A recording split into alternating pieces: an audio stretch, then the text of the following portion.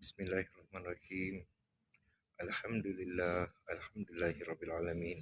Wassalatu wassalamu ala asyrafil anbiya'i wal mursalin wa ala alihi wa sahbihi ajma'in.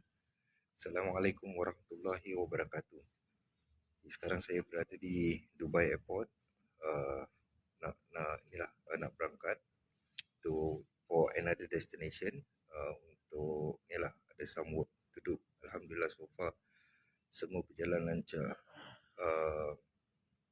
Di sini hari ni, since dalam waiting area, I nak share something tentang satu isu yang biasanya isu tentang agama ni selalu berlaku di Asia, di Nusantara. Isu yang tentang agama ni biasanya kalau di Nusantara, Malaysia, Singapura, Indonesia, biasanya Indonesia lah kebanyakan yang terjadi di Indonesia tentang kesalahfahaman. Jadi di situlah perkara-perkara kecil tu mereka membesar-besarkan, sedangkan perkara yang besar tu mereka ignore. Contoh kalau perkara besar yang dosanya sangat besar seperti riba, itu semua mereka kebanyakan masih ignore. Mereka rasa tak boleh buat apa-apa, so diorang seperti put this thing aside. Tapi perkara-perkara yang kecil ni diorang menjadikan satu isu yang besar untuk berdebat antara sesama Muslim. So inilah salah satu perkara yang orang-orang kafirun suka. Mereka, lagi-lagi orang Syiah dan orang yang orang Yahudi, mereka ahli Yahudi tu pun ahli kitab, mereka boleh baca Quran, mereka faham bahasa Arab, mereka belajar hadis. Jadi mereka akan provoke ataupun mereka akan buat satu propaganda dan membuat orang Muslim antara mereka berdebat. Jadi salah satu isu yang saya baru discuss dengan beberapa orang daripada Indonesia yang message saya tentang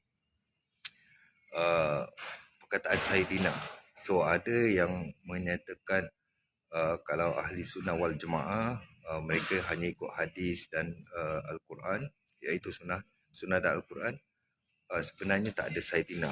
Yang ada kata tidak salah menggunakan Saidina.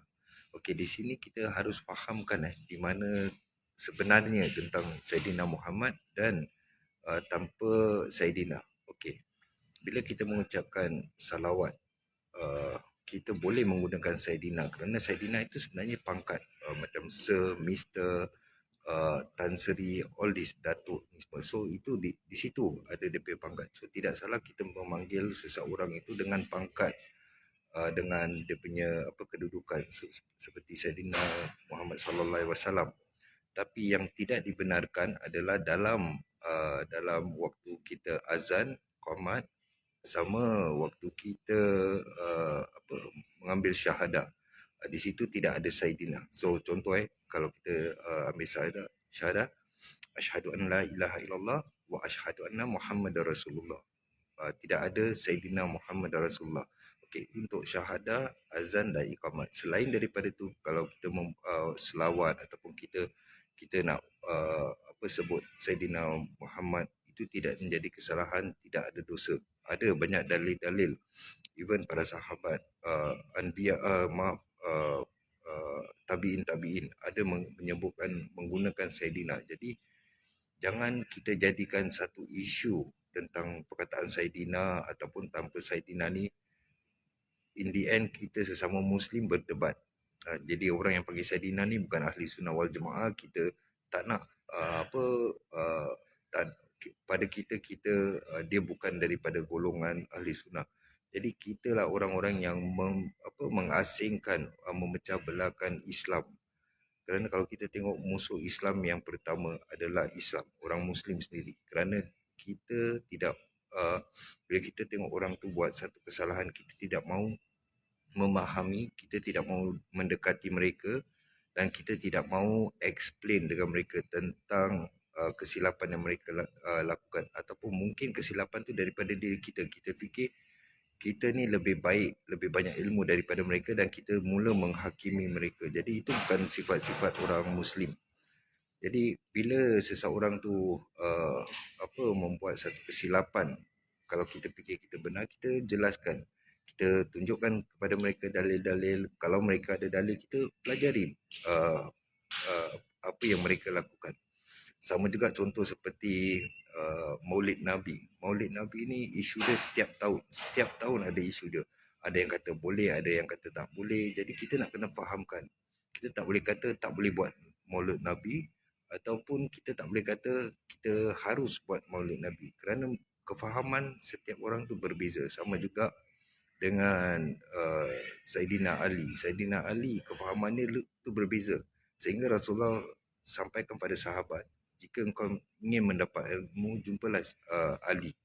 Jadi kenapa Rasulullah tak katakan dengan orang tu, kenapa Rasulullah tidak memberi ilmu tu pada uh, beliau? Kerana Rasulullah tahu Saidina Ali lah orang yang faham dan dia tahu cara untuk menyampaikan menyampaikan sesuatu.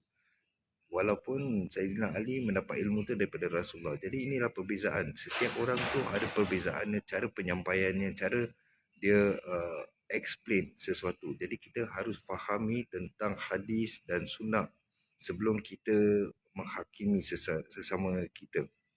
Dan kalau boleh janganlah kerana soal agama ni kita jadi musuh antara sesama Muslim. Kerana kita tahu akhir zaman ni Muslim seperti Rasulullah sallallahu alaihi wasallam bersabda, pada akhir zaman umat Islam akan berpecah pada 73 bahagian, dan kita salah satu bahagian yang kita selalu berpecah belah antara kita sesama Muslim. Jadi kita harus bersatu, unite, barulah Muslim jadi kuat. So whatever we do, kita harus niatkan apa yang kita lakukan ini kerana Allah, bukan kerana duit. Kerana kalau kita lakukan sesuatu kerana duit, bermakna perbuatan kita tu terlalu murah. Kerana duit tu boleh dibeli, dan bila perkara tu boleh dibeli, bermakna benda tu murah. Jadi kalau kita beli lakukan sesuatu kerana mendapatkan popularity, famous, itu pun akan jatuh. Satu hari orang akan lupakan kita. So whatever we do, kita buat segala sesuatu tu kerana Allah. Jadi di situ kita dapat keredaan Allah dan dapat berkah, bukan kerana pujian-pujian daripada manusia. Okay, I guess that's all I want to share this morning. InsyaAllah we meet again in another video. Assalamualaikum warahmatullahi wabarakatuh.